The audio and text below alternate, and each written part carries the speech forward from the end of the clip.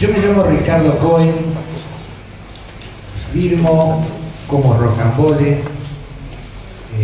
mis amigos me dicen el mono, entonces tengo que cargar con una especie de esquizofrenia, ¿no es cierto?, en la cual soy el mono, soy Rocambole, soy Ricardo Cohen. Como Ricardo Cohen, esencialmente soy un docente de artes plásticas. He trabajado, ya creo que he cumplido holgadamente los 30 años de trabajo dentro de la docencia de las artes plásticas.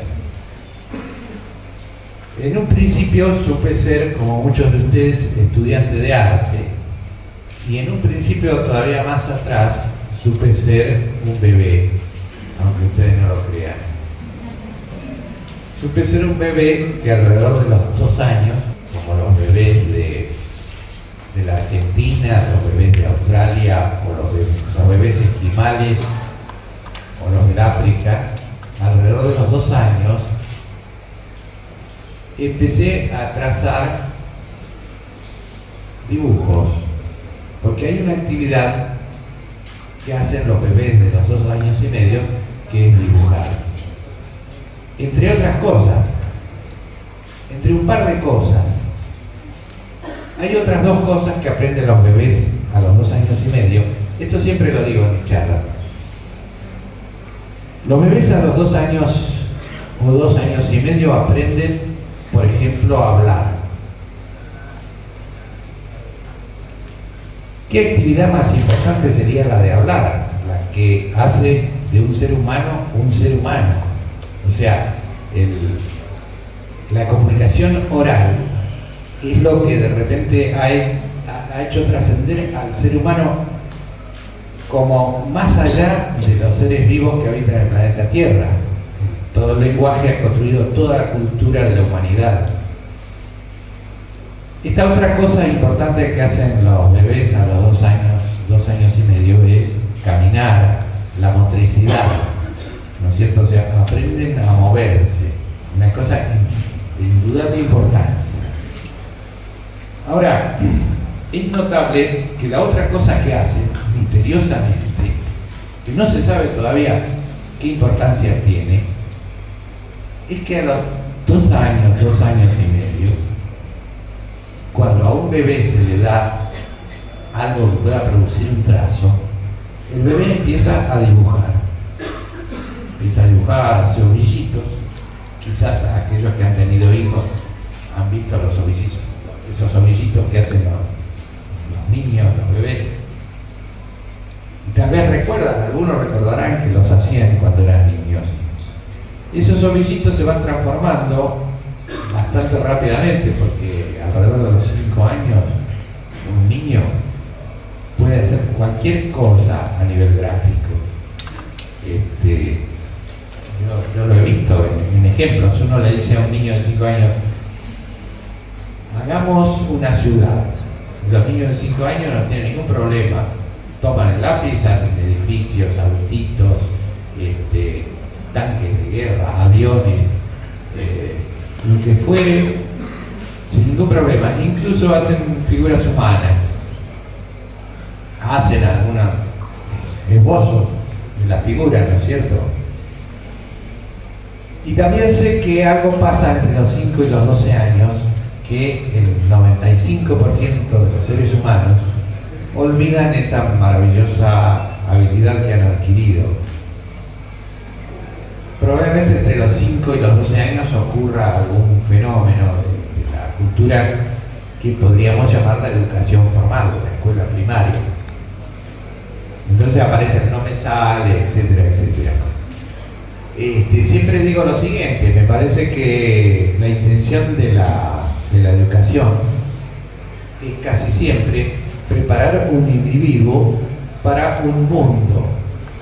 Y en este caso, la educación prepara al individuo a un mundo competitivo, donde hay que pisarle la cabeza a todo el mundo, donde resulta que lo más importante es lo material, donde hay que tener muchos objetos para demostrar que uno es mejor que el otro, etcétera, etcétera, etcétera, etcétera. O sea, la preparación de la educación nos manda a este mundo que tenemos. Indudablemente no podemos quejarnos. Sin embargo, la actividad que tiene que ver con esto, por ejemplo, yo hablo del dibujo, por ejemplo, ¿no? Porque es una actividad que me compete porque toda la vida he trabajado en eso. Pero tampoco se estimula en la educación formal, no se estimula la motricidad a nivel artístico, o sea, la danza, no se estimula la música, no se estimula, bueno, el lenguaje visual. Y si, por ejemplo, aprendemos gramática, aprendemos el sustantivo, aprendemos el adjetivo, aprendemos toda la mecánica de la gramática, pero en ningún punto nos enseña la poesía. Sin embargo, yo me preguntaría, ¿quién no se ha emocionado alguna vez con una canción? ¿Quién no se ha emocionado con una telenovela? ¿Quién no ha llorado en una película triste? ¿Quién no, de repente, ante una realización plástica, no ha sentido, digamos, una emoción profunda? Me dirán que sí, que muchas veces algunos se han emocionado en otras cosas, se han emocionado a lo mejor cuando Argentina ganaba un mundial u otras cosas. Pero en general, la mayoría de nosotros nos hemos emocionado con circunstancias artísticas que nos han elevado un poco de aquella vida un poco plana que tenemos con respecto a que tenemos que sobrevivir para, digamos, tener bienes, etcétera, etcétera. O sea, un mundo material que lógicamente tenemos derecho a tenerlo, pero que nos obligue a tener la mente siempre pensando en eso, es un poco como opresivo. El arte en general, todas esas circunstancias artísticas que he hablado, que puede ser una historieta, una novela, una pintura, una película, una novela, etcétera, etcétera, son aquellas circunstancias en donde sentimos que nos elevamos un poquito, que salimos un poco de nuestra vida diaria, que nos hacen soñar, que nos hacen vivir, etcétera, etcétera. En fin, de última, yo diría que es las cosas que nos hacen felices. ¿Y cuál sería el objetivo de los seres humanos en algún punto? Sino llegar a una suerte de felicidad, una suerte de felicidad conjunta, donde aspiraríamos a un mundo donde todas las cosas fueran como mejores, ¿no es cierto? Un mundo ideal. Es notable que el arte nos ha hablado casi siempre de un mundo ideal, de realizaciones fantásticas, de cosas que nos trascienden. Sin embargo, pasa lo siguiente. Por ejemplo, en el terreno de las imágenes, yo he trabajado siempre en el asunto de las imágenes porque después de ser bebé, después de dibujar, seguí dibujando cuando era chico a pesar de la escuela primaria, seguí dibujando más tarde a pesar de la escuela secundaria y seguí dibujando a pesar del mundo que me rodeaba.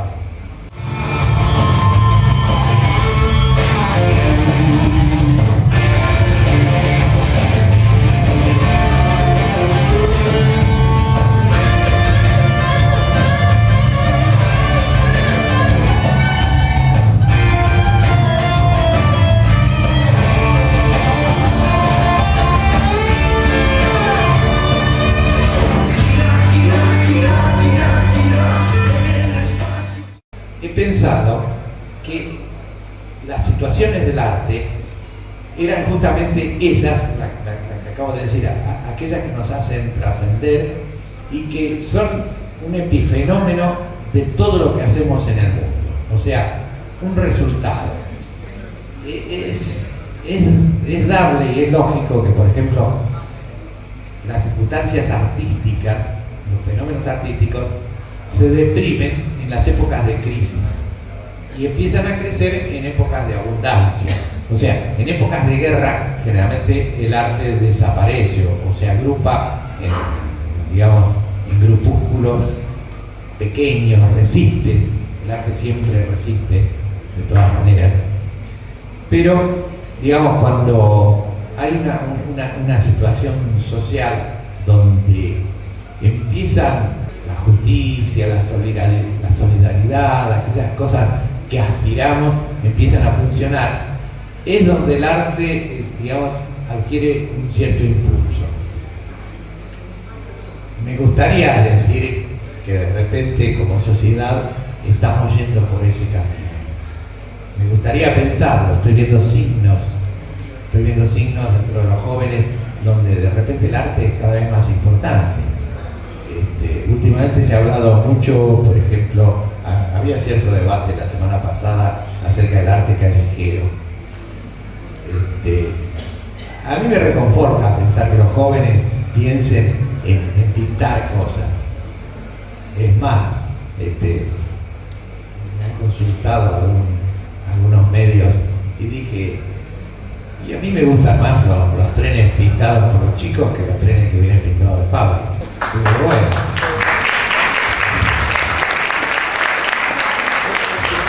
es un debate, ¿no es cierto? Tampoco estoy por la depredación, por todo eso, por digamos, una especie de pretensión de pasar por encima de las circunstancias y ser prepotente, para nada. Pero creo que es fantástico tener la sensación de que hay chicos que están pensando en hacer cosas pictóricas, artísticas, y que se perfeccionan en eso, y que realmente yo he visto en muchas ocasiones paredes pintadas que realmente me he tenido que sacar el sombrero y inclinarme porque eran obras, realmente por derecho propio, obras de arte. Pero bueno, me parece que me desvié un poco, pero estábamos en que el arte nos hace soñar, nos eleva un poquito, etcétera, etcétera, y que la educación un poco soslaya todos esos aspectos y todavía sigue siendo una educación para una competencia, para vivir en una selva, para tener cada vez más artefactos, el tipo mejor y más piola es el que tiene el poder de comprar más cosas. Y me parece que esas cosas están cambiando. Tengo una intuición porque están cambiando. Y no solo porque vivamos unas cuestiones sociales determinadas e importantes en ciertos momentos de nuestra historia. Lo estoy viendo en una amplitud regional mayor. Estoy viendo, por ejemplo, a la América hispánica. Me resisto a usar el término América Latina, porque, bueno, del Imperio Romano no tenemos nada, del latín nada. Me parece que somos herederos de unos conquistadores que vinieron de la península ibérica. Me parece que están sucediendo fenómenos que nos hacen, digamos, reforzar la condición de que tenemos identidad, de que podemos hacer cultura propia, y de que el fenómeno cultural es aquello que nos identifica, aquello que nos hace grande, y que muchos imperios descubrieron que a través de lo cultural pueden dominarnos mentalmente mucho mejor que dominarnos por la fuerza con, digamos, las armas. Yo creo que el gran imperio que sigue dominando lo ha descubierto hace rato y por eso nos ha impuesto muchísimas cuestiones culturales. Nosotros tenemos que reforzar nuestras propias cuestiones culturales, tenemos que descubrir nuestras ideas. En ese sentido, yo he participado sin querer y gracias a que me ha tocado en circunstancias culturales como puede ser los inicios del rock nacional. El rock nacional, como toda situación cultural, es una enculturación, o sea, obviamente que nos vino un género musical derivado de una música que hacían los negros en las calles de los Estados Unidos, nos llegó como rock and roll, nosotros lo absorbimos, le dimos una vuelta de tuerca y creamos circunstancias fantásticas con creadores maravillosos, donde no podemos soslayar, por ejemplo, los Spinetta o los Javier Martínez o tantos otros que crearon una epopeya sensacional. Y tengo que rescatar dentro de esa epopeya sensacional en sus inicios a una gente entrerriana en la cual me vi mezclado alguna vez a fines de los años 60 en una especie de colectivo cultural que se llamó la Cofradía de la Flor Solar. En ese colectivo cultural pensamos un mundo mejor, o sea, teníamos la pretensión de un cambio de mundo desde un punto de vista estético, desde un punto de vista cultural, y estas cosas recién 20, 30 años después empezamos a ver un poquito esos frutos. El rock nacional, el rock cantado en castellano, tuvo como 10 años, una palabra actual, ninguneado por los medios. Existió durante 10 años sin que nadie lo mencionara, y sin embargo había mucha gente que iba a los recitales, había músicos que trabajaban en ello. Prácticamente 15, 20 años después de que empezó, cuando la Guerra de las Malvinas, por ejemplo, si decimos que el rock nacional empezó a fines de los años 60, bueno, supónganse años 66, 67. Bueno, recién en el 83 pasó por radio. Es una cosa fantástica, increíble que una creación cultural haya resistido tanto tiempo y finalmente haya sido como una especie de folclore por derecho propio de esta región. Mi amigo Pincheski, el finado Pincheski, que en paz descanse, violinista de rock, decía: yo no nací en Luisiana, nací en el Río de la Plata, pero también me gusta el blues. Realmente era una confesión de que un género artístico trasciende las fronteras, pero a la vez es recuperado y recreado por las situaciones culturales de cada lugar. Y ni que hablar de todas las situaciones que nosotros conocemos. O sea, no puedo decir que el tango sea originario del Río de la Plata. El tango tiene orígenes desde africanos hasta españoles, y también un condimento italiano seguramente. El bandoneón es un instrumento alemán. Hay enculturaciones de todo tipo, y la cultura se hace en el lugar con todo lo que hay, con lo que viene, con lo que existe y con lo que está originariamente. No quiero cansar con todo esto, y me gustaría hablar específicamente de la imagen, y si me pongo a hablar de la imagen vamos a hablar 3, 4 horas, porque yo trato siempre de hacer un cruce entre lo que es la imagen, lo que consideramos el diseño, lo que consideramos las artes plásticas, etcétera, etcétera. Pero me lleva un montón de tiempo, y para abreviar voy a decir lo siguiente. Yo fui un bebé de 2 años que empezó a dibujar. Seguí dibujando en la escuela. En la escuela secundaria seguí dibujando y me ganaba la vida pintando carteles. Más tarde, en algún momento, ingresé en lo que era la Escuela de Bellas Artes de la Universidad de La Plata, que más tarde fue facultad. Allí un poco como que me pulí, me hice un poquito más fino, porque yo dibujaba, digamos, de forma natural, y como pasa en las universidades, uno aprende a explicar lo que hace. Entonces, más tarde, en algún momento dado, he vivido gran parte de mi vida en la historia argentina en sucesivos golpes militares, democracias títeres, etcétera, etcétera. A mí me parece una novedad que hace unos cuantos años estemos viviendo en una democracia real. O sea, para mí es novedoso, así como para la gente que tiene mis años.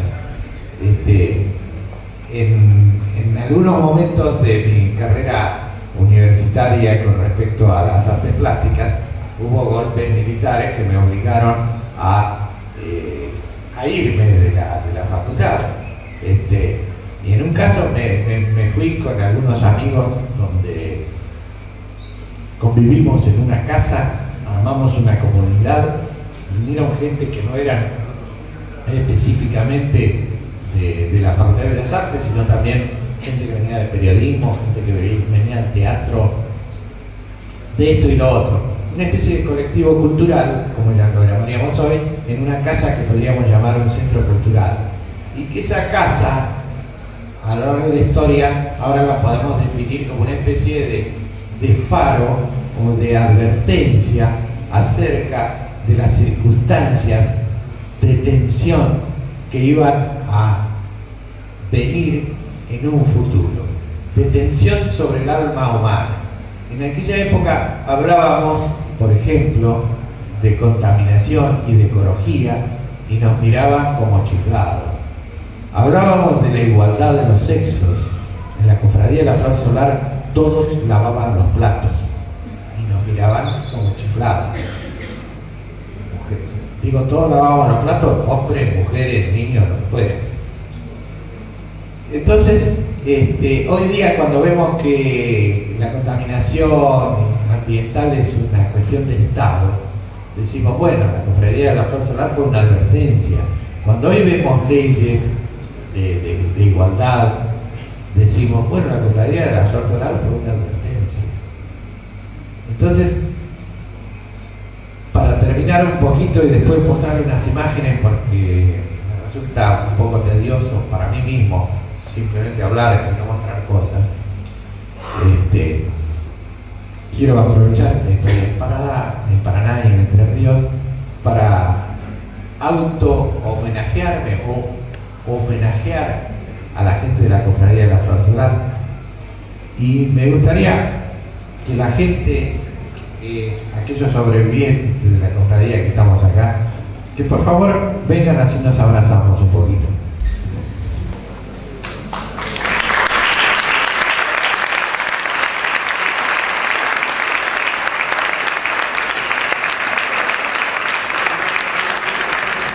Bueno, les decía, estaba el bebé dibujado.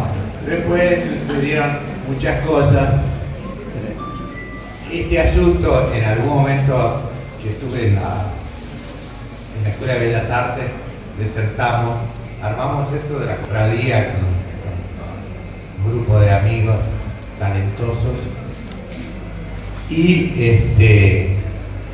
de repente, también espontáneamente, podría decir, apareció la situación de trabajar un género musical que nos gustaba a todos, que era el rock and roll, agregarle poesía, una lírica, ¿no es cierto?, decir cosas con las letras, y pensar todo como una especie de colectivo. Hoy hay palabras para eso, en aquella época no había palabras. Podríamos llamar un colectivo multimedial, o sea, apelar a diversas disciplinas para presentar un producto estético, cultural, completo. O sea, que tuviera que ver con las artes plásticas, con las artes musicales, con la poesía, etcétera, etcétera. Y bueno, ahí estuvo la cofradía dentro de los primeros creadores del rock nacional.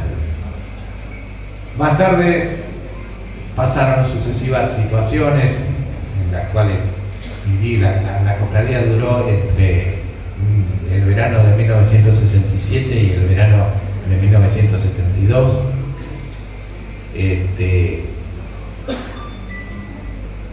Se bifurcó, mucha gente viajó por diversos lugares, donde estuvieron muchos de los cofrades, se armaron otras circunstancias parecidas, o sea que era una especie de flor que tenía un polen que germinaba en diversos lugares. Y en la ciudad de La Plata, donde era mi hábitat habitual, mucha gente que había participado también de la cofradía y algunos que no, pero que estaban en circunstancias culturales, siguieron trabajando en eso, y en algún punto, en algún momento, hubo algo que nosotros lo llamábamos una deformidad al principio, que dio origen a lo que después fue el grupo Patricio Rey y su Redondito de Ricota.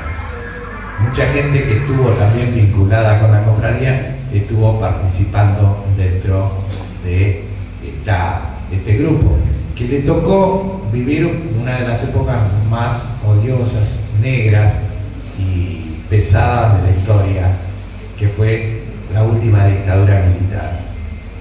Allí, dentro de ese clima oprobioso, intentaron mantener el estado de ánimo, como se decía. O sea, hacer situaciones culturales clandestinas, que terminaron finalmente siendo una banda también de rock que se transformó en una especie de fenómeno de masa. Me tocó participar también en esa situación desde el lado de la estética.